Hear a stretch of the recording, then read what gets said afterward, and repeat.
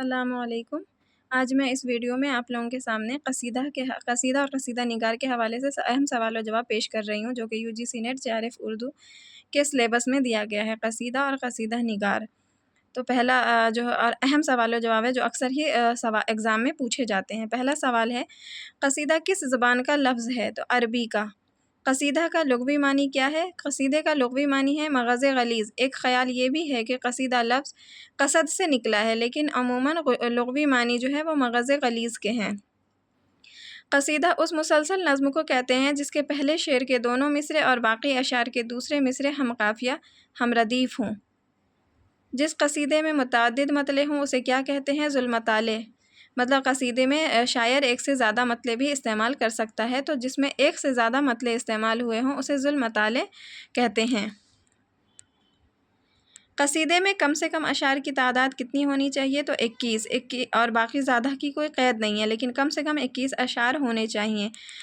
اگلا سوال ہے، قصیدے کی کتنی قسمیں ہیں؟ تو 2، ایک خطابیہ، ایک تمہیدیہ۔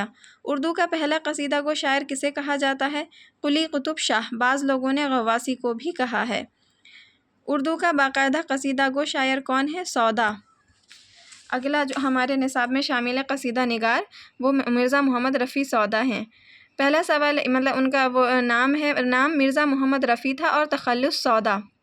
سودا کب اور کہاں پیدا ہوئے؟ سودا 1712 عیسوی میں دہلی میں پیدا ہوئے۔ سودا کا انتقال کب ہوا؟ سودا 1781 عیسوی میں لکھنؤ میں انتقال ہوئے۔ سودا کی پیدائش جو ہے وہ 1712 عیسوی میں دہلی میں ہوئی اور سودا کا انتقال 1781 عیسوی میں لکھنؤ میں ہوا۔ سودا کا انتقال کس وجہ سے ہوا تھا؟ تو کثرت سے آم کھانے کی وجہ سے ہوا تھا۔ سودا کی موت پر کس نے کہا تھا کہ ہمارا پہلوان سخن مر گیا؟ ان کے استاد شاہ حاتم نے کہا تھا۔ سودا کی موت پر کس نے کہا تھا کہ ہمارا پہلوان سخن مر گیا؟ ان کے استاد شاہ حاتم نے۔ سودا کے والد کا نام کیا تھا اور ان کا پیشہ کیا تھا؟ سودا کے والد کا نام تھا محمد شفیع، دہلی میں سوداگر تھے، ان کا پیشہ سوداگر تھا۔ اسی نسبت سے مرزا محمد رفیع نے اپنے نام کے آگے تخلص سودا رکھا ہے، سوداگر سے۔ سودا نے اپنی شاعری کی اصلاح کس سے لی؟ خان آرزو سے۔ کس کے کہنے پر فارسی شاعری سے اردو کی طرف متوجہ ہوئے تھے؟ تو خان آرزو۔ سودا کس کے کہنے پر فارسی شاعری سے اردو کی طرف متوجہ ہوئے؟ تو خان آرزو کے کہنے پر۔ سودا کس کے زمانے میں فیض آباد گئے؟ شجاع الدولہ کے زمانے میں۔ سودا فیض آباد سے لکھنؤ کس کے زمانے میں گئے؟ آصف الدولہ کے زمانے میں لکھنؤ گئے تھے۔ سودا کو ہجویہ قصیدے کا بانی کہا جاتا ہے۔ سودا کے مطبوعہ کلیات میں کتنے قصائد شامل ہیں؟ 39 مدحیہ اور 4 ہجویہ قصیدے ہیں۔ سودا کا مشہور قصیدہ باب الجنت جو حضرت علی کی شان میں ہے۔ کوہ پیکر، رزمیہ بہار، صبح صادق، تضحیک روزگار، یہ کس کے قصیدے ہیں؟ تو سودا کے۔ کوہ پیکر، رزمیہ بہار، صبح صادق، تضحیک روزگار، یہ قصیدے جو ہیں سودا کے ہیں۔ سودا کا مشہور قصیدہ باب الجنت حضرت علی کی شان میں ہے۔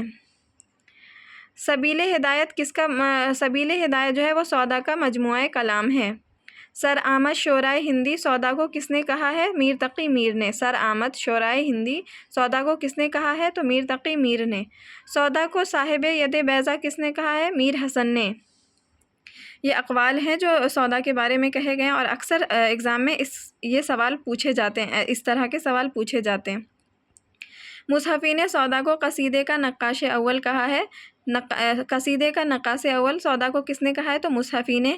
یہ کس کا خیال ہے کہ سودا کی غزل قصیدے سے بہتر ہے؟ اور قصیدہ غزل سے نواب مصطفیٰ خان شیفتہ نے کہا ہے کہ ان کی سودا کی غزل قصیدے سے بہتر ہے اور قصیدہ غزل سے۔ سودا کی شاعری میں غزل کی دیومالا کا مخصوص منظرنامہ نظر آتا ہے۔ تبسم کاشمیری کا یہ خیال ہے۔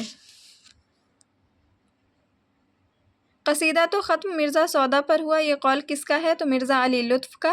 قصیدہ تو ختم مرزا سودا پر ہوا، یہ قول مرزا علی لطف کا ہے۔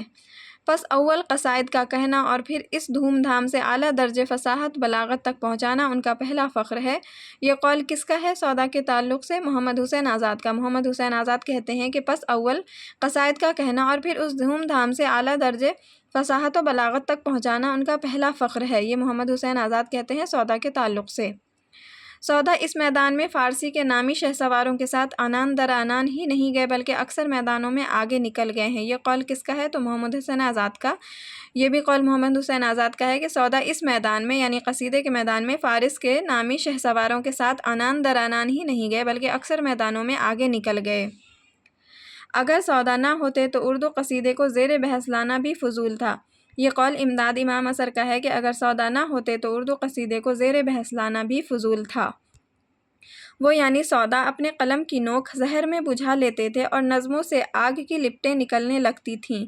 یہ قول ہے احتشام حسین کا کہ وہ یعنی سودا اپنے قلم کی نوک زہر میں بجھا لیتے تھے اور نظموں سے آگ کی لپٹیں نکلنے لگتی تھیں۔ یہ قول ہے احتشام حسین کا۔ اردو قصیدہ نگاروں میں سودا سب کے سرخیل ہے۔ یہ قول کس کا ہے؟ تو عبدالسلام ندوی کا۔ عبدالسلام ندوی کا قول ہے کہ اردو قصیدہ نگاروں میں سودا سب کے سرخیل ہیں۔ سودا کا قصیدہ ہوا جب کفر ثابت ہے وہ تمغۂ مسلمانی جو کہ ہمارے نصاب میں بھی شامل ہے۔ اس قصیدے میں کتنے اشعار ہیں؟ تو 2 مطلع ہیں اور 48 اشعار ہیں۔ سودا کا جو قصیدہ ہے جو ہمارے نصاب میں شامل ہے ہوا جب کفر ثابت ہے وہ تمغۂ مسلمانی، اس قصیدے میں 2 مطلع اور 48 اشعار ہیں۔ اگلا قصیدہ نگار جو ہمارے نصاب میں شامل ہے وہ شیخ محمد ابراہیم ذوق ہیں۔ ذوق کی پیدائش کب ہوئی؟ تو 1789 عیسوی میں۔ ذوق کی پیدائش 1789 میں دہلی میں ہوئی۔ ذوق کی پیدائش 1789 میں دہلی میں ہوئی۔ ذوق کا انتقال 1854 میں دہلی میں ہوا۔ ذوق کی پیدائش 1789 میں دہلی میں ہوئی اور ذوق کا انتقال 1854 میں دہلی میں ہوا۔ ذوق کا پورا نام شیخ محمد ابراہیم تخلص ذوق اور خطاب خاقانی ہند تھا۔ ذوق کا پورا نام شیخ محمد ابراہیم تخلص ذوق اور خطاب خاقانی ہند۔ ذوق کے والد کا نام کیا تھا؟ تو محمد رمضان۔ ذوق کی ابتدائی تعلیم کہاں ہوئی؟ حافظ غلام رسول کے مکتب میں۔ ذوق کو خاقانی ہند کا خطاب کس نے دیا؟ اکبر شاہ ثانی نے۔ بہادر شاہ ظفر نے تخت نشین ہونے کے بعد ذوق کو سلطنت کا ملک الشعراء مقرر کیا تھا۔ بہادر شاہ ظفر نے تخت نشین ہونے کے بعد ذوق کو سلطنت کا ملک الشعراء مقرر کیا۔ بہادر شاہ ظفر کی تخت نشینی پر ذوق نے کون سا قصیدہ کہا تھا؟ پیری میں پر ضرر ہے جام شراب ناب۔